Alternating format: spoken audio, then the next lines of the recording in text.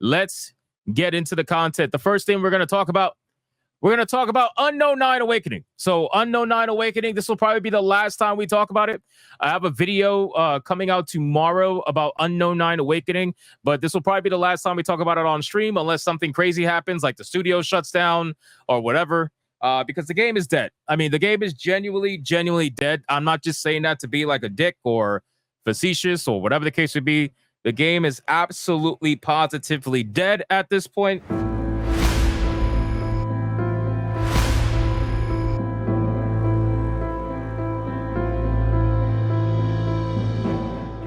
I mean, it was dead on arrival, but just giving it a chance to at least survive a few days. It didn't survive. The game is absolutely dead. Right now, the game has lost a player base of about 40% in just the first week. I don't know how many people actually finished the game. According to the Steam achievements, it was 89% that finished the game, but that was really early because I finished it early. So maybe as time went on, most people didn't finish the game. Who knows?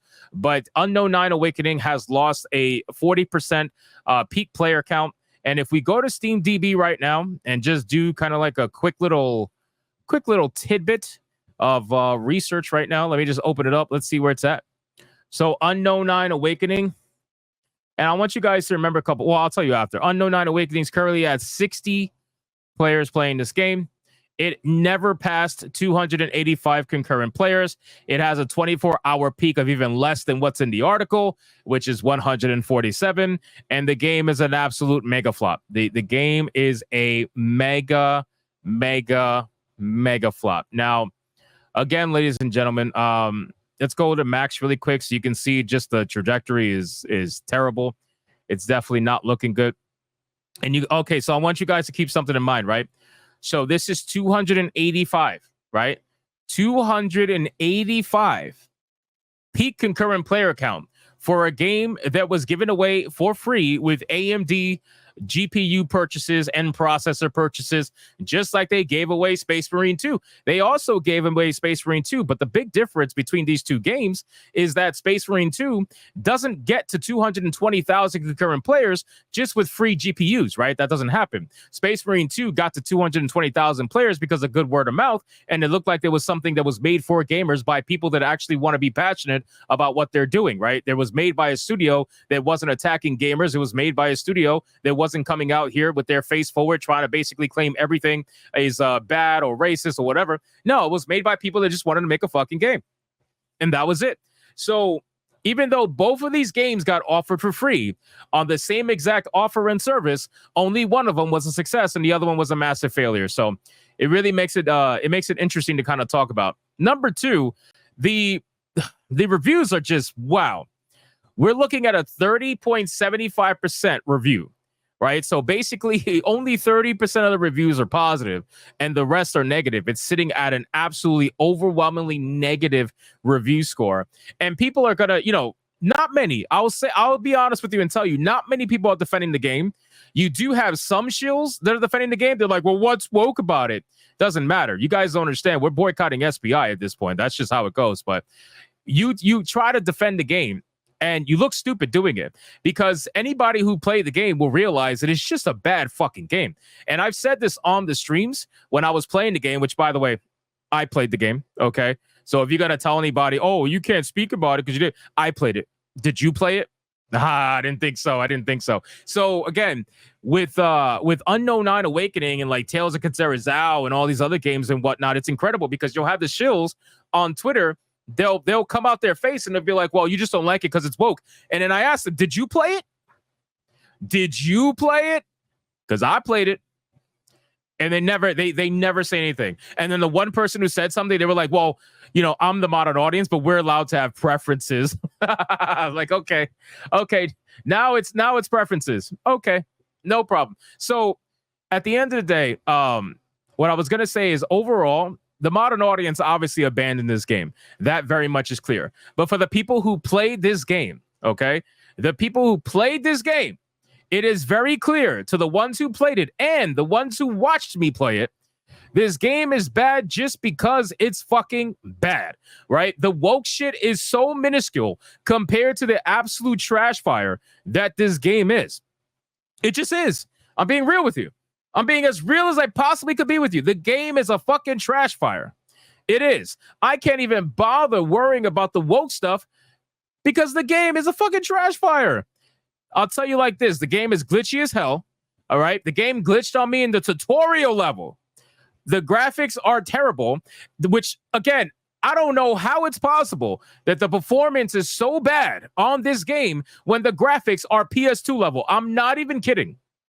I wish I was, but I'm not. The graphics are so goddamn bad. I should be running this at like 400 FPS. I'm serious. I should be running this at 400 FPS. Why am I fucking lagging in this game?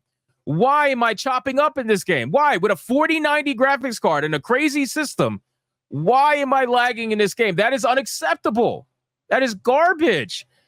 The performance was bad. It just overall, the graphics were terrible. The story was as basic as it comes. I'm not even kidding. As basic as it comes.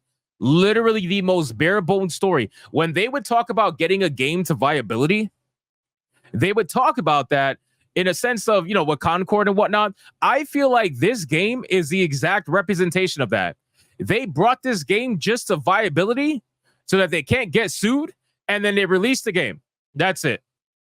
They got it to that point and released the game. It's incredible how bad and how ugly this game looks. And then on top of that, let's talk about the animations. The animations in the games, what the fuck? She runs like she has the biggest dick in the entire world, this female character. Seriously, she runs like that thing is swanging.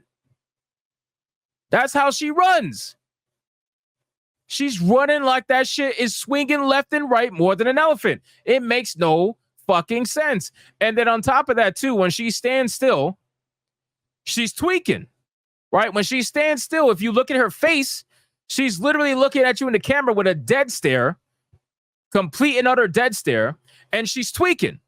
Her eyes are tweaking. She got one eye bigger than the other, tweaking completely. Like, are you on heroin? What are we doing? Are you okay? She had the same facial expression for angry, sad, happy. She had the same expression for everything. So animations are garbage, right? The overall environments are bland and boring. I'm not kidding. Every environment is bland and boring. You either have sand or you have jungle. Sure, every once in a while you get a little city, a little like an Indian town or something like that. But overall, it's fucking boring. Every enemy is the same.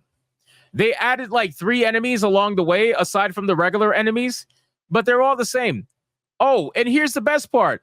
4 boss battles. 4 boss battles in the game. That's it.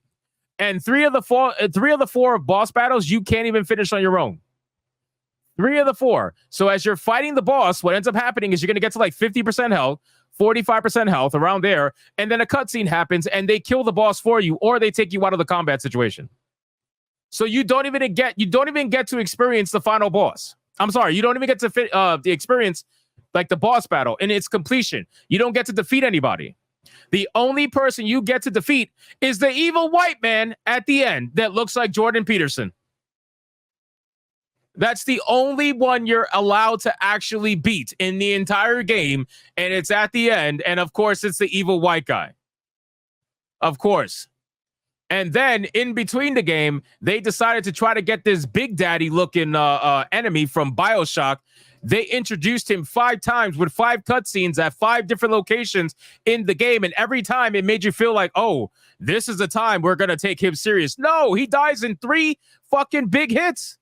So again, guys, is there a woke element to this game? Sure. Is it minuscule? Yeah, sort of, right?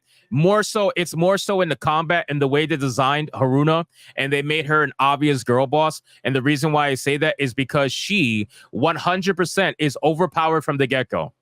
She is OP from the get-go. It's not like you have to learn her skills. It's not like you have to unlock stuff that's going to matter or anything like that. She is absolutely, positively a girl boss from moment number 1, and you don't have to learn a fucking thing to get to the end of the game. She's that OP.